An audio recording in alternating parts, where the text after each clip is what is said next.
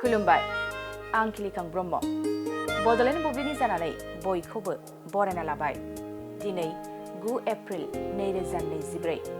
नोंथांमोननो बड'लेण्ड बुब्लिया दिनैनि साना मा मानि थाखाय मिथिजायो एबा दिनैनि सानाव मा हाबाफारि फालिनाय जायो नोंथांमोननो फारि फारि बड'लेण्ड बुब्लिया फोरमायगोन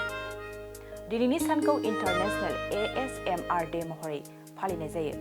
अट'नमास सेन्चुरि मेरिडियन रेसपन्सनि थाखाय गसंनाय ASMR आ मोनसे जिंगासिनाय मोन्दांथिजों आखुथाय गोनां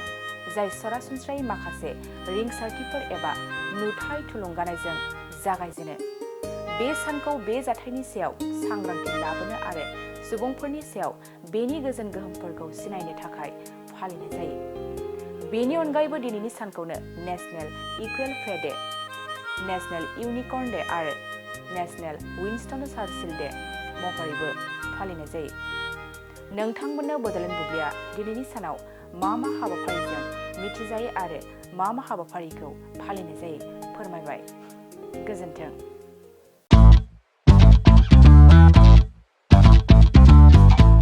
गोजोनथाव खौरां नोंथाङा नोंथांनि गला एबा अफिस फसंथानफोरखौ जोंख्लाब माख्लाब साजायनो गोसो गैया नामा नोंथांनि गलाफोरखौ बायदि बायदि रोखोमनि जोंख्लाब माख्लाब खालामनानै साजायनो थाखाय क'क्राझार नोगोरनि सिङाव थानाय गौरां भेलि हटेल साखाथियाव सानिक्य आर्ट एन्ड डिजाइन गलाया लानानै फैदों बायदि बायदि रोखोमनि आर्ट डिजाइन क'क्राझार नोगोरनि सिङाव थानाय गौरां भेलि हटेल साखाथियाव सानिक्य आर्ट एन्ड डिजाइन गलाया नोंथांमोननि थाखाय लानानै फैदों नोंथांनि गलाखौ जोंख्लाब माख्लाब खालामनो गोबां रोखोमनि आर्ट डिजाइन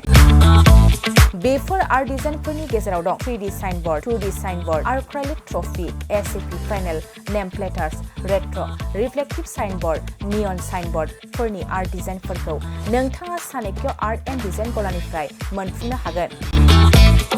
बेनि अनगायैबो इनग्रेविं सार्भिस आर्क्राइलिक लेटार काटिं MDF जालि काटिं लग' ग्राफिक्स डिजाइन आरो कास्टमाइज गिफ्ट आइटेम्सफोरखौ नोंथांमोननि गलानि थाखाय सानिक्य आर्ट एन्ड डिजाइन गलाया लानानै फैदों आर्ट डिजाइन